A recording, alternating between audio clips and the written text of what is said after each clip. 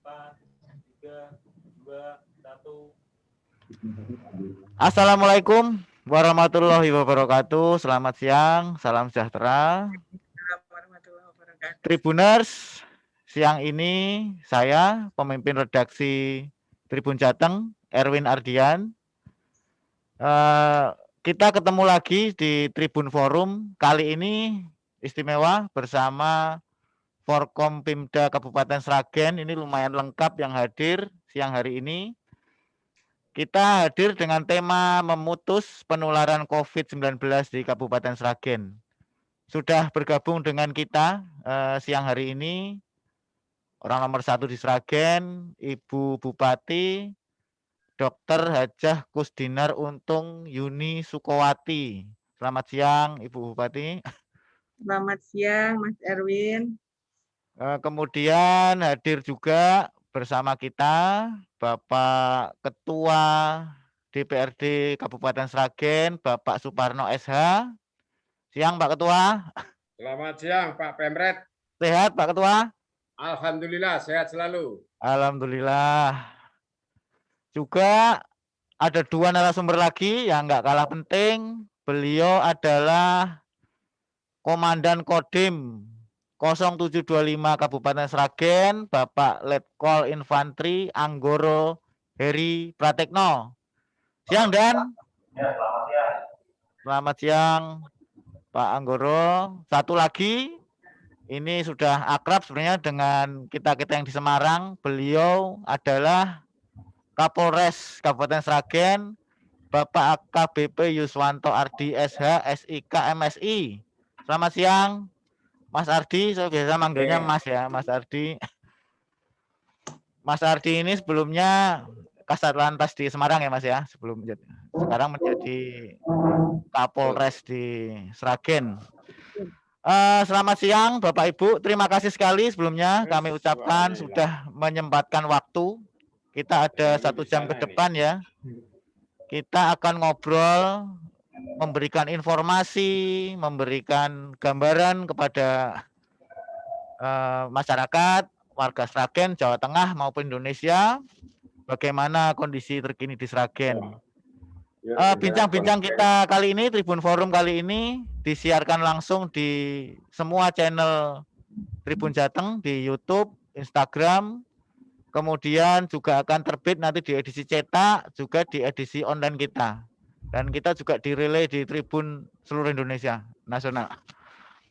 Mungkin pertama-tama saya ingin menyapa Ibu Bupati dulu. Saya panggil Mbak, nggak apa-apa ya Mbak Yuni. Biasanya kalau manggilnya Mbak juga.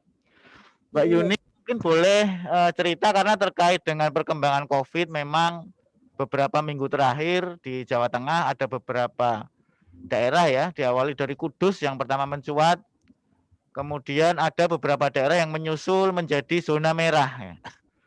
Di antaranya ya tentu saja ada Kudus, kemudian ada Demak, salah satu di antaranya Sragen ya Ibu ya. Mungkin mohon penjelasan dulu Bu, sebenarnya gimana sih kondisi terkini di Sragen sampai siang ini Bu? Kalau kondisi terkini di Kabupaten Sragen sampai hari ini kajian epidemiologi kita masih dalam masih zona merah Mas Erwin. Iya. Dari kemarin hari Senin kami di rapat koordinasi via Zoom dengan Pak Gubernur bahwa Sragen termasuk dari 8 kabupaten kota yang masuk zona merah. Dan dalam waktu 3 hari ini, langkah-langkah strategis yang sudah kami lakukan adalah karena faktor Sragen itu tinggi angka COVID-nya, salah satunya penandanya adalah angka kematian yang cukup tinggi di Kabupaten Sragen. Itu angkanya sampai di angka 5,69%, berarti lebih tinggi dari angka rata-rata di Indonesia yang angka kematiannya hanya 2,8%. Nah ini kami kemarin sudah melakukan audit medis. Kenapa sih banyak sekali yang meninggal sampai sekitar 5,69% ini? Jadi kita lakukan verifikasi dengan Direktur Rumah Sakit, kemudian DPJP, dokter yang merawat, kami di pemerintah untuk melakukan pembahasan dan alhamdulillah ada beberapa catatan yang memang mesti menjadi perhatian. Yang pertama adalah kasus kematian tinggi karena yang masuk di rumah sakit itu kasusnya sudah parah dan kebanyakan usianya di atas 50 tahun. Kemudian lagi pada waktu itu ada beberapa warga kita yang malah melakukan isoman di rumah, tapi ternyata di rumah tidak bisa terpantau dengan baik, sehingga terjadi perburukan, masuk langsung di ICU, terus kemudian meninggal dunia. Jadi langkah yang kami lakukan kemarin untuk saat ini mempercepat vaksin, Mas, vaksinasi untuk usia lansia. Kami kemarin mendapatkan kiriman 25.000 vaksin yang akan kami suntikan dalam 1 pekan ini khusus untuk lansia. Jadi mulai hari ini kami sudah announce ke puskesmas dan di halaman Pemda itu disediakan tempat khusus untuk lansia yang mau divaksin. Bagi warga yang di bawah usia 50 tahun boleh ikut vaksin sepanjang membawa. Ini salah satu cara untuk mempercepat. Kami sebarkan di media sosial, kemudian di radio, di media internet, dimanapun, agar warga masyarakat berbondong-bondong untuk mau divaksin. Nah, saat ini cakupan vaksin kita cukup baru hanya mencapai sekitar 31%. Dari yang diminta oleh provinsi itu harusnya sudah sampai di angka 36%. Ya ini kita kejar. Kemudian untuk masalah isoman yang di rumah, kemudian terjadi perburukan langsung masuk di ICU, kami mengambil kebijakan saat ini apabila ada warga Sragen yang positif dan itu bergejala, kami langsung akan angkut. Kalau dia gejalanya ringan, kemudian nyaris tidak ada gejala, harus langsung diisolasi di Teknopark terpusat seperti yang diinstruksikan Pak Gubernur. Kami sudah siap dengan kapasitas maksimal sampai dengan kita isi 300 kapasitas dan hari ini terisi sekitar 105. Jadi masih ada tempat. Jadi sekarang kalau yang positif ya mau nggak mau harus diangkut. Tidak lagi diizinkan oleh isoman mandiri karena ya banyak faktor. Kita tidak bisa memantaunya dengan ketat. Terjadi perburukan akhirnya masuk ICU dan meninggal. Salah satu faktornya itu. Faktor yang lain obat-obatan kita sudah minta kepada provinsi dan secara berkala dikirimkan. Kemudian ketersediaan jumlah tempat tidur untuk ICU dan juga tempat tidur untuk isolasi COVID. Rumah sakit swasta sudah menambah, insya Allah ketercukupannya cukup tersedia dan hari ini bornya 60%. Ini upaya-upaya yang kita lakukan. Semoga dalam waktu 1 pekan, 2 pekan ke depan terjadi penurunan angka COVID-19 di Kabupaten Sragen. Itu Mas sebagai langkah awal. Iya Mbak Yuni. Kalau tadi disampaikan tingkat keterisian masih 60% ya Mbak Yuni. Iya.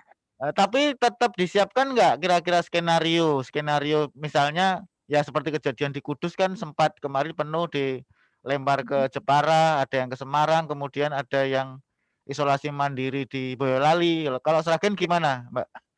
Kami sudah menghubungi untuk rumah sakit jiwa di Solo untuk bisa memberikan tempat bagi kami warga Sragen dan sudah disanggupi untuk menyediakan tempat tidur bagi warga kami yang positif COVID-19 untuk isolasi terpusatnya. Di rumah sakit jiwa berapa tempat tidur, Dok?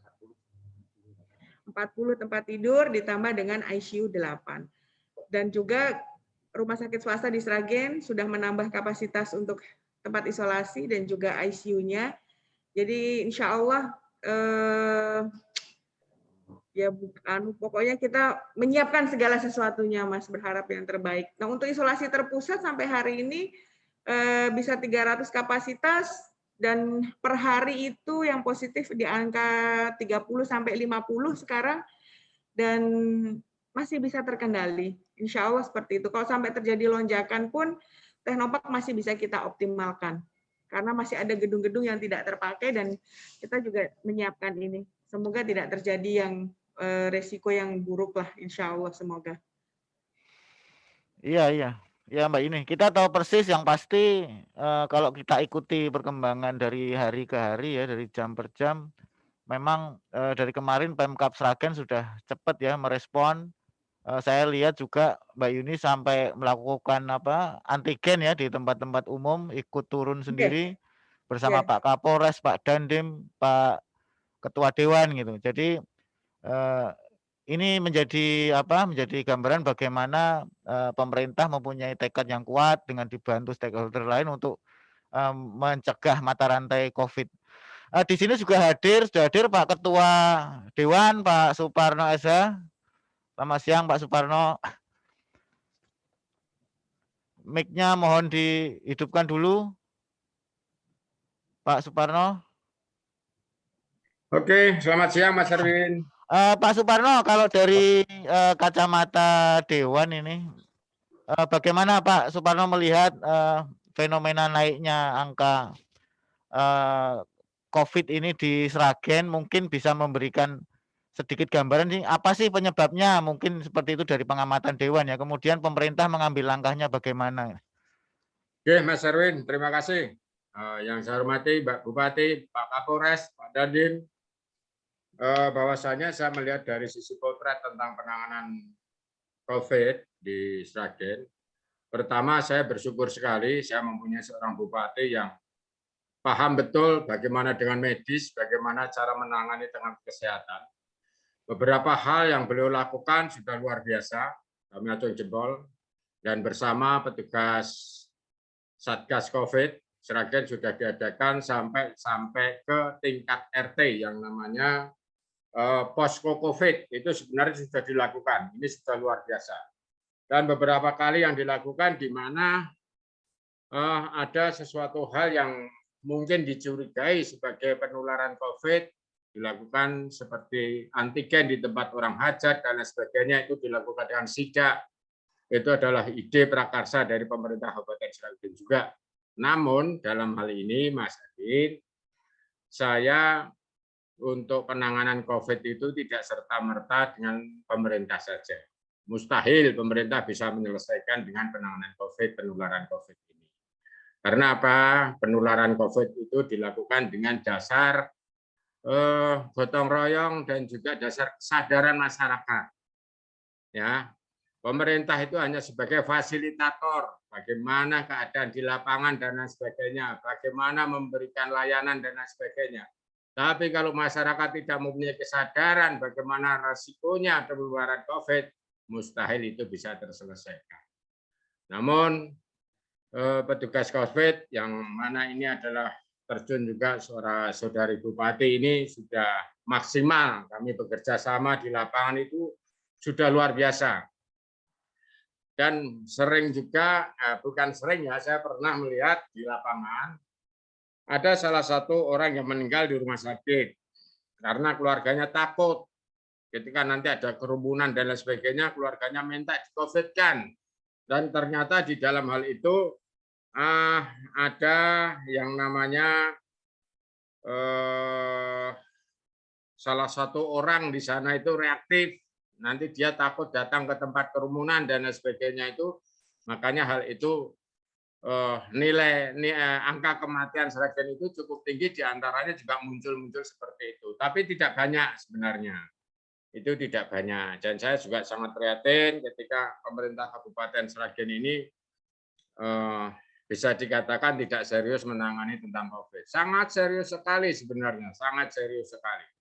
Pak Kapolres, Pak Dandim, Bupati tidak pernah capek, dia datang ke tempat hajatan langsung terjun untuk menangani antigen dan diambil sampling-samplingnya bersama petugas atau Satgas COVID dalam hal itu. Nah, harapan saya, permintaan saya, itu saya minta masyarakat harus sadar diri dong, memang sehat itu adalah mahal. Ya, jangan serta-merta segalanya urusan perut, jangan serta-merta alasannya ekonomi dan lain sebagainya. Mari bersama-sama. Ini tidak ada Kapolres, tidak ada Bupati, tidak ada Dandim, tidak ada Ketua DPRD. Ayo kita rangkul bersama-sama masyarakat agar segera sadar dalam hal ini. Itu Mas Erwin, kita sambung lagi ya. Sementara itu dulu, matur nuwun. Baik Pak Suparno, terima kasih. Tadi yang digarisbawahi sebenarnya kan ini usaha bersama ya, tidak hanya pemerintah saja. Kalau pemerintah saja, Pak Kapolres saja, Pak Dandim saja ya sulit tanpa peran dari masyarakat. di sini nanti sebelum saya ke Pak Kapolres, ini hadir juga Pak Dandim. Pak Dandim, kami saya ingin bertanya nih, bagaimana nih Pak peran TNI, karena pemerintah juga dibantu oleh TNI untuk bagaimana cara menangkal penyebaran COVID ini sampai ke tingkat level ke Koramil, bahkan sampai ke tingkat lebih bawah ya. Ini bagaimana Pak Dandim? Terima kasih Mas Erwin. Untuk kegiatan yang dilakukan Kodim, yang kami sesuai dengan Undang-Undang TNI Nomor 44 Tahun 2004 tentang tugas pokok TNI, kita ada dua kegiatan operasi. Yang pertama operasi militer perang, dan satu operasi militer sebagai perang. Salah satu tugasnya adalah membantu tugas pemerintahan negara. Dalam rangka menghadapi COVID ini, kami sudah bersinergi baik dengan pemerintah daerah maupun dengan Polres sudah melakukan kegiatan. Yang pertama tentunya kita sudah melaksanakan operasi-operasi gabungan, penyekatan dan lain-lain. Kemudian yang tidak kalah penting tadi seperti yang disampaikan oleh Bapak Bupati untuk memberikan kesadaran masyarakat, kami pun juga selalu melaksanakan sosialisasi kepada masyarakat. Tentu sosialisasi yang sudah kita lakukan, yang pertama kami sudah melalui media sosial yang mempunyai Kodim.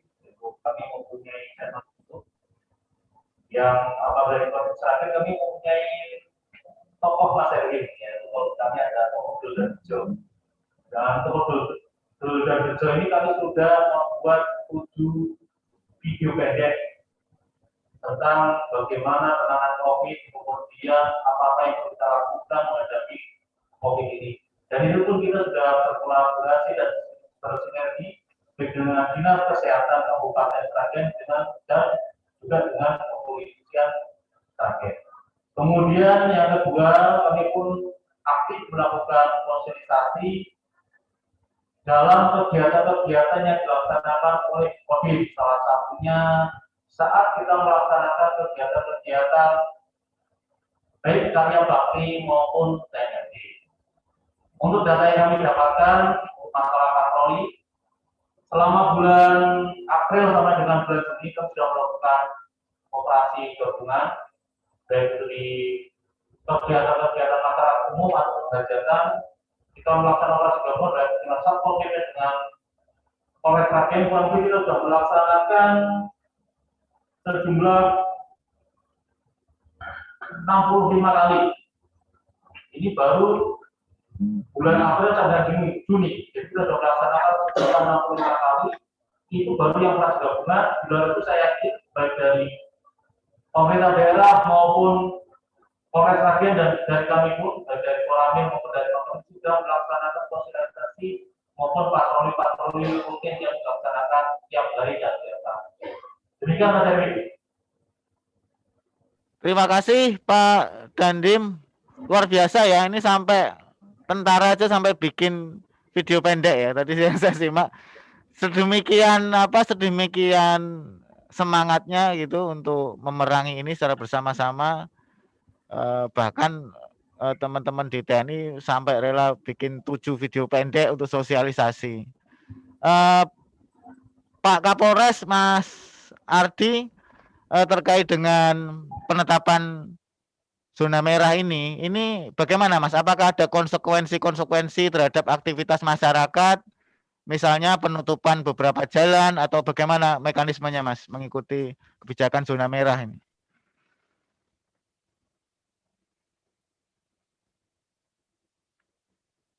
Suaranya belum masuk, Pak Kapolres.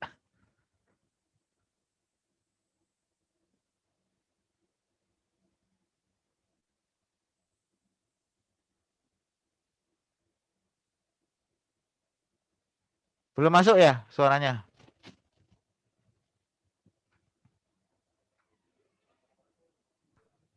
Tes. Udah masuk ya? Sudah. Sekarang sudah jelas. Sudah. Silakan. Jelas. Oke. Terima kasih terkait dengan kebijakan zona merah. Nah, tentunya kita sudah bersepakat dengan Ibu Bupati dan Pak Dandim. Kita harus menyelaraskan antara penanganan kondisi pandemi dengan keberlangsungan kehidupan masyarakat, terutama untuk menjaga tingkat perekonomian. Oleh karena itu, kita harus lebih fokus dan spesifik dalam penanganannya, sehingga tidak mengganggu sektor-sektor lain yang sebenarnya kurang efektif untuk penanganan ini. Contohnya adalah kita lebih fokus kepada pusat-pusat kegiatan masyarakat. Saya telah memerintahkan kepada para Kapolsek untuk melakukan pendataan terhadap rencana kegiatan masyarakat yang ada di masing-masing kecamatan dan desa, terutama masalah hajatan, kemungkinan lagi ada kegiatan di tempat-tempat yang bersifat seni budaya yang sementara ini harus kita batasi. Dan tempat-tempat tersebut kita lakukan pengetesan sebagai bentuk testing yang menyasar pada pusat-pusat kegiatan, dan nanti ini akan kita lakukan isolasi terpusat seperti yang telah disampaikan Ibu Bupati tadi ke suatu tempat khusus. Dan juga kita juga bersyukur dari pemerintah Kabupaten Sragen membuktikan keseriusannya dengan memberikan insentif kepada para tracer yang ada di masing-masing puskesmas, yang mana ini juga merupakan suatu stimulan bagi mereka, karena kita ketahui bersama pandemi ini sudah 1 tahun lebih. Tidak hanya masyarakat yang jenuh, tetapi juga petugas. Tetapi pemerintah Kabupaten Sragen memiliki strategi yang sangat jitu untuk bisa memberikan insentif ini, dan ini sangat-sangat berarti bagi para tracer di lapangan. Selanjutnya, Polres Sragen juga beserta dengan Kodim 0725, juga dengan Batalion 408 Raider yang ada di Kabupaten Sragen, membentuk peleton khusus untuk melakukan penjemputan kepada masyarakat yang terdeteksi positif COVID untuk diisolasi mandiri terpusat. Apabila masyarakat tidak bisa dilakukan penyampaian secara persuasif, maka kita akan lakukan penjemputan secara gabungan. Oh, ini bisa dijemput paksa ya, Pak Kapolres? Artinya ya, kalau masyarakat nggak mau gitu, bisa dibawa gitu ya? Keselamatan rakyat itu adalah hukum tertinggi. Solus populi lex esto. Jadi kita harus bisa memaksa sedemikian rupa demi kepentingan masyarakat bersama. Itu yang harus kita lakukan. Kemudian kami juga akan berkoordinasi dengan pemerintah Kabupaten Sragen untuk betul-betul mensiagakan instalasi kesehatan. Alhamdulillah sampai dengan saat ini bed occupancy ratio-nya masih dalam batas aman. Namun demikian, langkah-langkah yang dilakukan oleh Mbak Yuni sudah sangat baik, dan kami juga sudah berkoordinasi dengan Pak Dandim ke Kakesdam dan saya ke Bitdokes Polda Jateng. Manakala nanti terjadi lonjakan yang sangat signifikan, tapi kita tidak berharap, maka tenaga kesehatan pun dari TNI Polri juga siap membackup untuk bisa melakukan penanganan terhadap suspek COVID nantinya. Selanjutnya, terkait dengan orang-orang yang positif COVID, baik itu yang dilakukan perawatan isolasi mandiri terpusat di Teknopark maupun yang di rumah sakit, tetapi tidak menutup kemungkinan juga ada yang isolasi mandiri di rumah, seperti yang punya bayi atau mungkin lanjut usia dan sebagainya. Ini juga dari pemerintah Kabupaten Sragen juga telah memberikan insentif khusus bagi para pemantau isoman-isoman ini di rumah. Ini merupakan langkah yang sangat baik. Dan yang selanjutnya, yang paling penting adalah operasi justisi yang tidak henti-hentinya. Kita lakukan dengan rekan-rekan dari TNI, yaitu berupa pengaturan kegiatan. Pengaturan kegiatan ini artinya semua kegiatan masyarakat yang ada, baik itu kegiatan masyarakat yang sifatnya pribadi, hajatan, maupun yang sifatnya seni budaya dan sebagainya, kita atur mekanismenya sesuai dengan protokol kesehatan. Namun kita sudah bersepakat, kalau tidak bisa kita atur, maka akan kita batasi. Kita tidak ingin membatasi, oleh karena itu kita mohon bersama kepada masyarakat untuk sama-sama bersatu padu seperti yang disampaikan oleh Pak Ketua DPRD tadi. Tidak mungkin aparat pemerintah yang jumlahnya hanya ribuan ini, mungkin kalau dari Polri hanya 1000-an, dari Kodim hanya 500-an, dari pemerintah daerah mungkin hanya 10 ribuan, nggak nyampe 30.000 lah pemerintah ini ada di Kabupaten Sragen, mengatur hampir 1 juta orang kan tidak mungkin. Jadi harus ada kesadaran dari masing-masing warga masyarakat agar bisa sama-sama kita memerangi COVID. COVID ini kemungkinan juga masih lama berada di muka bumi ini. Oleh karena itu kita harus bisa merubah cara hidup kita, harus bisa menyesuaikan bagaimana pola perilaku kita ke sehari-hari. Sehingga meskipun COVID ini berbahaya, tetapi risikonya dapat kita minimalisir. Jadi masing-masing masyarakat harus sadar betul dengan ancaman yang ada ini. Kemudian juga tadi Pak Dandim juga sudah menyampaikan pentingnya sosialisasi. Nah, kalau masalah sosialisasi ini ahlinya Pak Dandim nih. Beliau akan segera membuat video-video pendek, akan dan saya informasikan juga Pak Dandim juga sudah berkoordinasi dengan para konten kreator yang memiliki follower banyak untuk bisa menginfluence para masyarakat melalui video-video pendeknya. Untuk sosialisasi di Kabupaten Sragen, kita tidak khawatir, sudah ada sutradara terkenal di sini, Pak Dandim. Jadi kira-kira itu yang bisa kita sampaikan. Yang jelas, seminimal mungkin kita membatasi kegiatan masyarakat, tetapi pada titik-titik yang krusial, yang berpotensi menyebarkan COVID, kita akan gempur terus beserta dengan pemerintah daerah. Dan juga sumber daya yang ada, baik itu anggaran maupun juga alat kesehatan dari Polda Jawa Tengah juga sudah sangat-sangat membantu kita dengan mendrop atau mendeploy swab antigen dengan jumlah yang cukup untuk melakukan testing di tempat-tempat yang menjadi prioritas. Demikian. Baik, Mas Ardi, Pak Kapolres Sragen, terima kasih. Tadi dijelaskan bagaimana polisi juga ikut sibuk ya, sampai sudah menyiapkan peleton khusus bersama TNI. Ini kalau dari penjelasan semuanya tadi, saya perkirakan ini kayaknya nggak ada yang tidur ini, bapak-bapak dan ibu ini. Pasti siaga terus ini sampai malam, bahkan sampai pagi. Mbak Yuni, ya pasti senang ya punya dukungan Forkompinda yang kompak. Tadi sudah disampaikan bagaimana angka kematian ini tinggi ya, 5, sekian, 5,2 atau 5, sekian.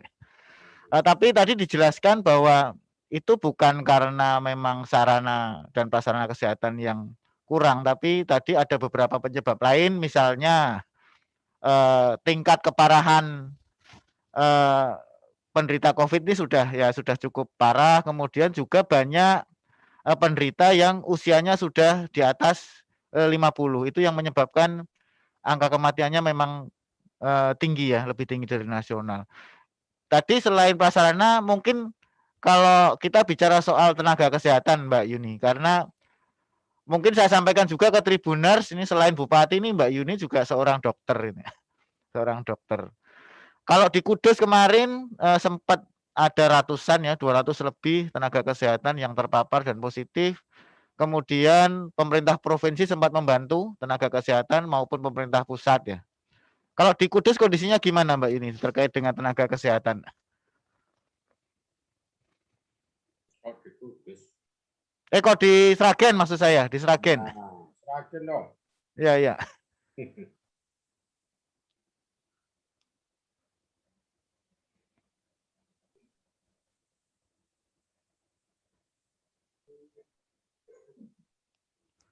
Mic-nya belum Mbak Yuni, mic. Mbak Yuni mic-nya belum.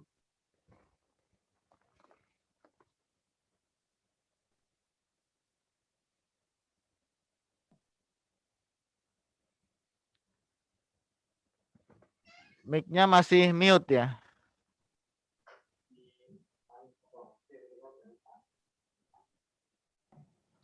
Ya.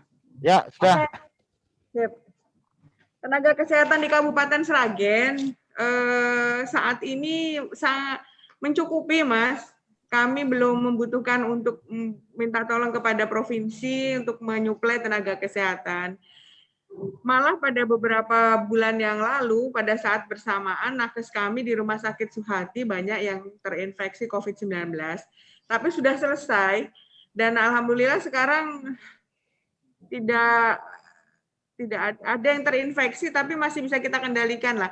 Masih bisa gantian dengan yang lain pada saat mereka sedang melakukan pengobatan dan sebagainya. Insya Allah bisa, dan termasuk tenaga vaksinator juga kami siap.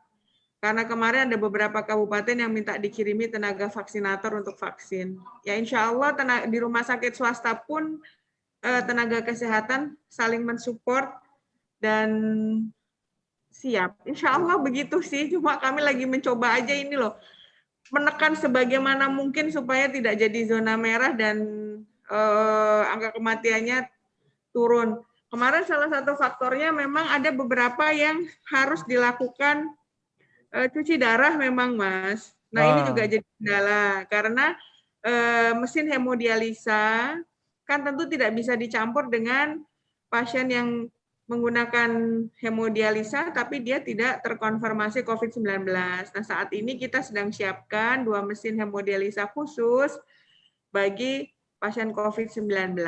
Ada kemarin itu dokter DPJB mengatakan sekitar ada barangkali 2 atau 3 pasien yang membutuhkan untuk cuci darah. Kita belum bisa memberikan itu karena kita tidak punya khusus. Akhirnya kemudian terus ada yang mengalami perburukan dan meninggal. Jadi semua faktor yang membuat angka kematian tinggi itu kami kupas satu persatu dan segera kami tindak lanjuti dengan kebijakan dan kebijakan gitu. Tenaga kesehatan cukup, Mas, insya Allah. Cukup ya, tidak jadi masih mudah-mudahan masih bisa mengatasi dan tidak membutuhkan bantuan tambahan tenaga ya, karena ada beberapa kabupaten lain juga yang sudah mulai tinggi dan butuh perhatian dari pemerintah pusat. Kemudian ini terkait dengan ya kita tahu ya, ini kan seperti buah si malakama ya Mbak Yuni dan Bapak Ibu semua. Bagaimana ketika kita mengetatkan prokes, menutup beberapa fasilitas umum, kemudian akan berimbas pada ekonomi. Nah, Betul. kalau di Sragen sendiri, gimana Mbak Yuni dengan penetapan zona merah ini, kebijakan-kebijakan terhadap misalnya objek wisata, kemudian tempat-tempat umum ini bagaimana? Untuk objek wisata sampai hari ini kita belum membuka, Mas Erwin. Baik itu kolam Masih renang, tutup ya? ditutup, ya, Bayanan, kemudian Gunung Kemukus dan juga Sangiran itu masih kami tutup, tidak menerima kunjungan wisatawan terlebih dahulu. Yang beroperasional adalah kegiatan ekonomi seperti sentra UMKM, pedagang kaki lima, itu kami batasi saja waktunya. Jam 10 malam harus sudah bubar. Dan pengaturan di lokasi tersebut tidak berkerumun, kemudian harus mematuhi prokes, dan kami melakukan sidak bersama Kapolres dan Pak Dandim melakukan swab test secara random dan acak, baik itu pedagangnya maupun pengunjungnya. Tapi begitu Pak Kapolres datang langsung bubar semua. Kemarin itu Pak Kapolres datang seragamnya, bawa toa, langsung semua berdiri bubar dengan semangat 45. Tapi paling tidak itu memberikan efek jera juga kepada masyarakat untuk bersama-sama mematuhi protokol kesehatan ini. Kemarin dinilai indeksnya untuk kepatuhan masyarakat dalam melaksanakan protokol kesehatan itu sangat rendah. Berapa Pak Hargi? 20% ada nggak? Mas sedikit sekali. Oh, jangan-jangan itu ya yang jadi penyebab tinggi. Sebab itu juga harus kami perhatikan betul untuk itu. Nah, sekarang yang harus mesti digerakkan ya semua tokoh masyarakat, ASN itu harus bisa menjadi contoh. Duta lah bagi pemerintah, baik kegiatan di masyarakat ataupun juga kegiatan hajatan. Kami mengeluarkan edaran bagi ASN yang mempunyai kegiatan hajatan dan tidak mematuhi protokol kesehatan dalam hajatan tersebut, kami akan memotong TPP-nya, Mas. Waduh. Betul itu. Dipotong tuh. Udah ada edarannya loh. Bagi iya. Jadi kalau nekat dipotong ya? Iya. Nah, kalau ASN TPP dipotong tuh sedih banget. Karena kalau gaji udah nggak ada gitu kan maksudnya. Iya. Sehingga itu bisa membuat mereka kami paksa untuk memberikan contoh yang baik. Karena banyak di daerah itu pada saat proses hajatan itu tuh yang di sana ASN nggak diapa-apain kok, yang ini dilakukan swab dan sebagainya. Iya. Kami ingin memberikan contoh termasuk kepala desa dan perangkatnya. Nanti kalau kepala desa dan perangkatnya punya hajatan dan tidak mematuhi prokes, siltapnya kami tunda, jadi kayak iso gajian gitu maksudnya, Mas. Iya. Itu memberikan dampak jerah saja kepada perangkat. Termasuk saya sudah koordinasi dengan Pak Dandim dan juga Pak Kapolres. Apabila ada anggotanya yang mempunyai hajatan dan kemudian tidak mematuhi prokes, untuk juga dilakukan teguran ataupun punishment lain apapun bentuknya dari tempat kesatuan beliau masing-masing. Karena itu tidak mungkin kami yang melakukan. Nah, kita bertiga sudah sepakat itu untuk memberi contoh yang baik. Iya, terima kasih Mbak Yuni. Kemudian saya ke Pak Suparno nih, Pak Ketua. Tadi Pak Kapolres itu sempat menyinggung pemerintah Kabupaten Sragen dengan cepat merespon, termasuk ada semacam insentif ya ke tenaga-tenaga kunci gitu yang berperan dalam memerangi COVID. Karena kita tahu melawan COVID ini selain butuh tenaga, pikiran juga butuh biaya gitu, butuh dana besar sampai-sampai hampir semua wilayah ya secara nasional melakukan refocusing. Nah, sementara anggaran ini kan Dewan juga punya kewenangan di anggaran. Kalau terkait dengan anggaran di Sragen ini gimana Pak Ketua? Apakah mungkin nanti dimungkinkan dengan zona merah ini ada tambahan lagi atau bagaimana menurut Dewan? Oh, Mas Erwin, jadi kami sepakat apa yang namanya refocusing dan sesuai target yang sudah ditentukan dengan sesuatu mekanisme aturan yang berlaku sudah. Bahkan masih ada anggaran-anggaran yang belum terserap di sana karena faktor-faktor yang lain akan tidak bisa serta-merta harus diserap. Jadi pada intinya DPRD untuk tentang penanganan COVID anggarannya full, tidak main-main. Kesehatan itu saya sampaikan di awal tadi, sehat itu adalah mahal. Kita jangan serta-merta hanya kepentingan ekonomi maupun kepentingan isi perut saja. Makanya saya tekankan lagi, saya support betul tentang anggaran, monggo. Kepala daerah yang tahu persis bagaimana untuk penanganan COVID dan lain sebagainya itu, bagaimana dengan anggarannya, saya support betul, saya berjalan dengan baik, dalam hal itu selalu beriringan dalam ini. Jadi jangan ragu-ragu, selama anggaran itu ada, tetap kami berikan dan kami tetap akan menyetujui tentang penanganan COVID. Itu Mas Erwin. Yang penting penggunanya jelas ya Pak Ketua, laporannya juga jelas. Itu nggak perlu disampaikan pasti itu. Sragen BTP itu 6 kali berturut-turut. Saya sendiri juga nggak mau tersandung hal-hal semacam kayak gitu. Iya, memang. Iya. Ya, Sragen kita kenal selama ini juga sudah WTP ya untuk pelaporan keuangannya. Kemudian kalau Pak Ketua melihat masyarakat Sragen ini sekarang kondisinya bagaimana? Apakah mereka sudah mulai ada rasa takut gitu karena ditetapkan zona merah nih.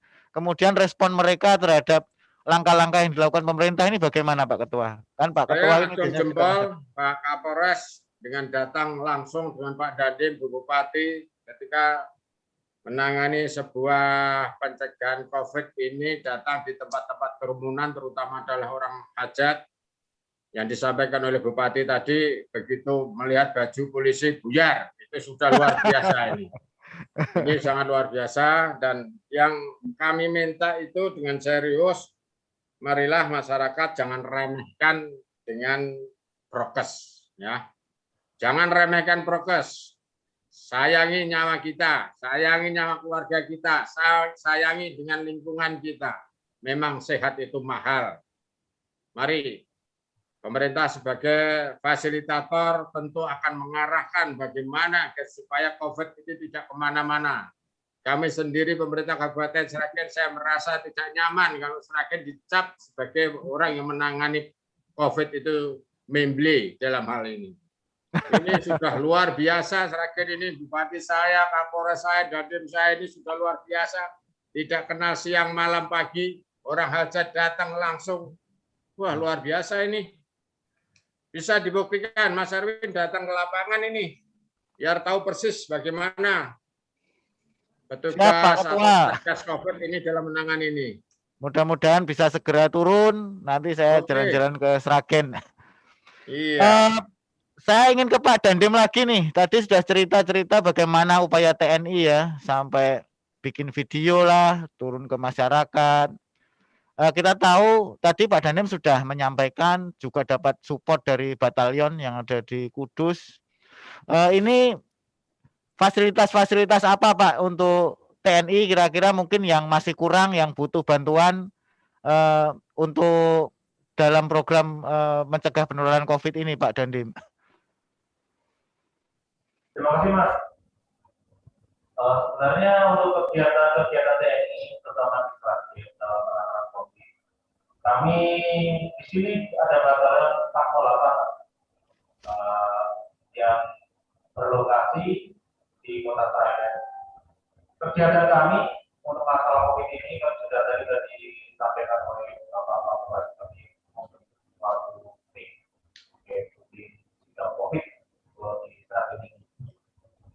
Untuk personel kami sudah mengerahkan 150 personel terutama dari Polri tersebar di 20 kecamatan maupun Sragen. Ini baru yang masuk di dalam DPKM. Di luar semua sejumlah 400 personel tiap hari ikut menjadi pengawas sehari-hari dalam melaksanakan pengawas kegiatan masyarakat. Itu mereka keliling terus ya Pak Dandim ya? Saya perintahkan keliling terus Pak. Iya, iya. Kemudian untuk masalah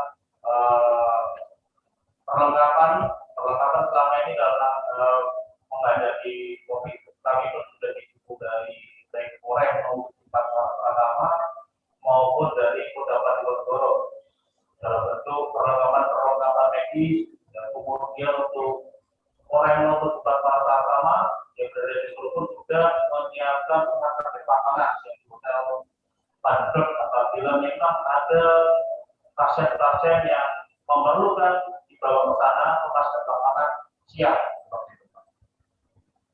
Kemudian untuk memang salah satu kendala di Sragen yang kami lihat ya perlunya ataupun lebih sering digalakkannya informasi-informasi tentang COVID ini karena kelihatan kebanyakan memang sudah boleh dibilang apabila kita tanya ke mereka sudah lama ya, sudah setahun lebih, jadi kadang-kadang sudah mulai merasa sedikit bosan. Nah, ini perlu lebih aktifnya lagi, baik dari aparat dan saya itu untuk masyarakat apabila kita memberikan informasi yang aplikatif, mereka akan lebih menerima.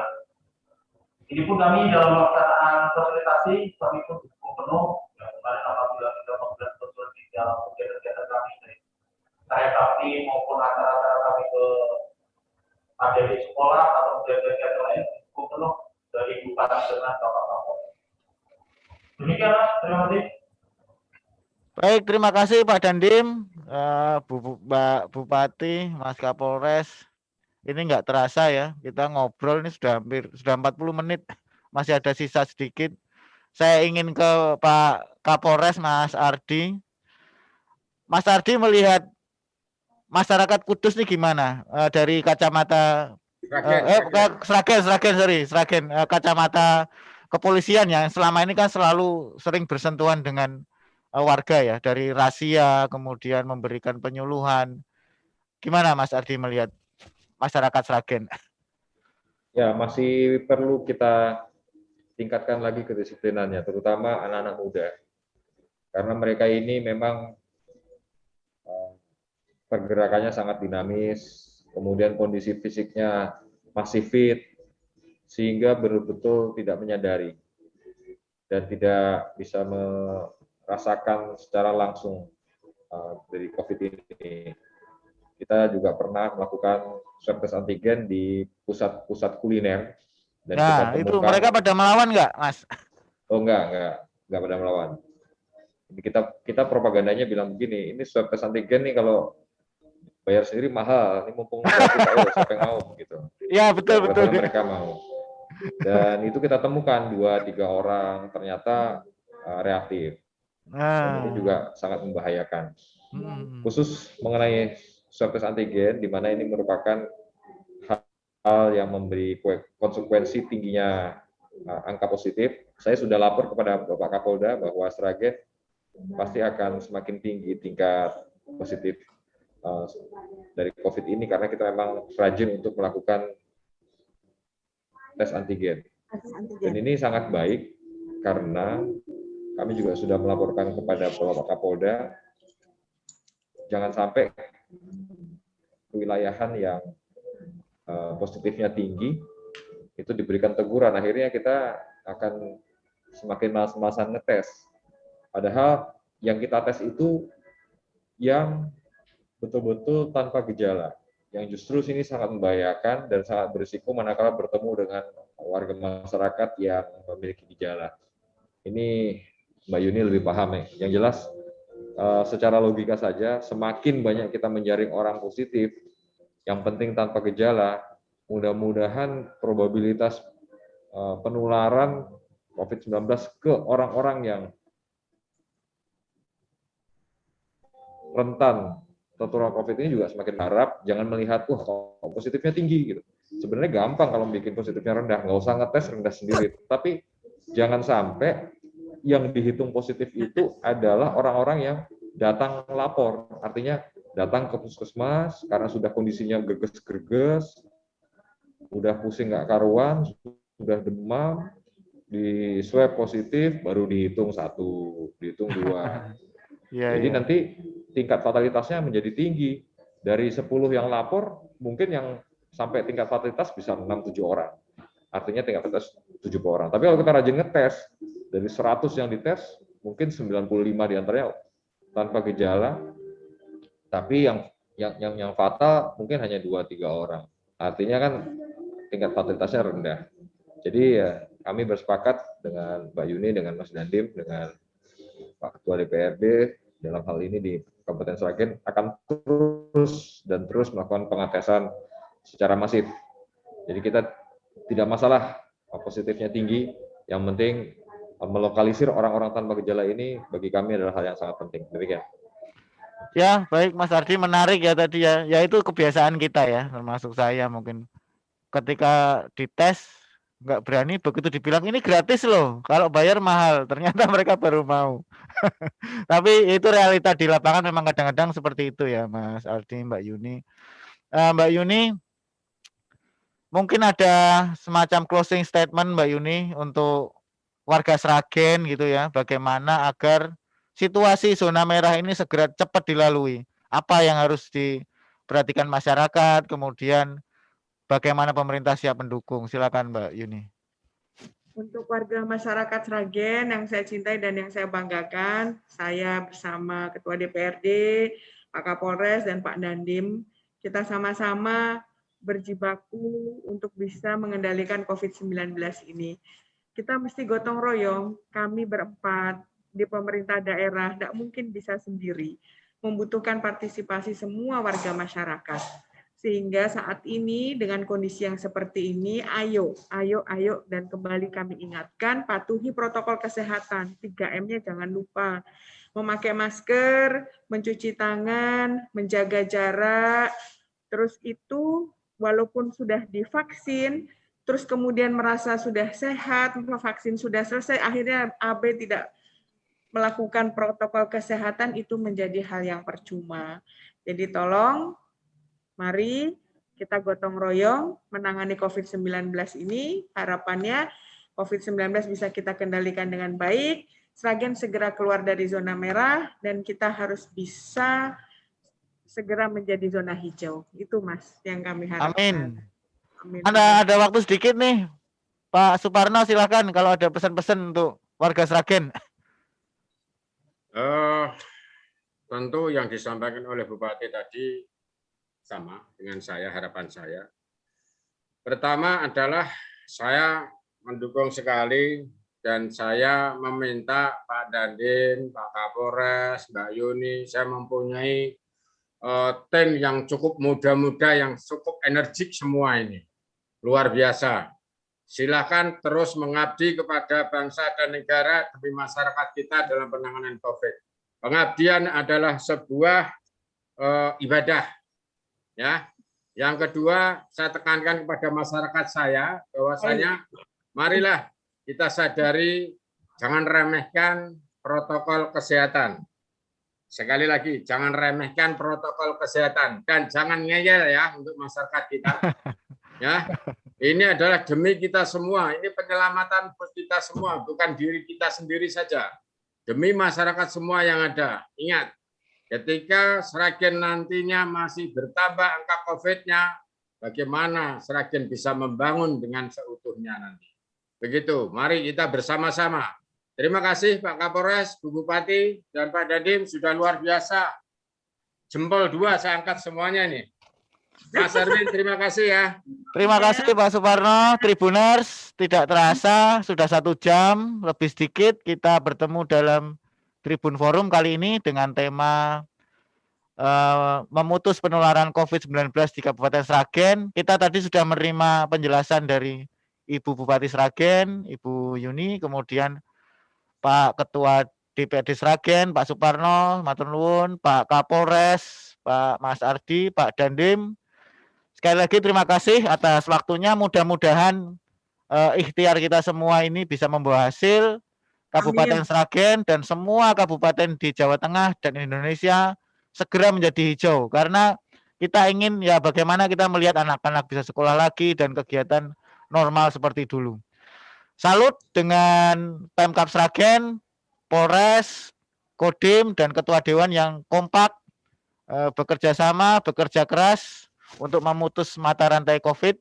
Semoga ini bisa menginspirasi daerah-daerah lain bagaimana menangani kondisi sulit ketika dengan kerja keras bersama-sama, insya Allah bisa segera dilalui. Sekali lagi terima kasih. Demikian tadi Tribuners, bincang-bincang kita. Nanti bisa diikuti di YouTube Tribun Jateng, di Instagram Tribun Jateng, juga di edisi cetak dan edisi online Tribun Jateng. Terima kasih, selamat siang, selamat bekerja, jaga kesehatan. Jangan lupa 3M, mari sama-sama kita putus rantai COVID-19. Wassalamualaikum warahmatullahi wabarakatuh. Terima kasih Mbak Yuni, Pak Kapolres, Pak Parno, Pak Dandim. Terima kasih Mas Erwin. Ya, makasih Mbak.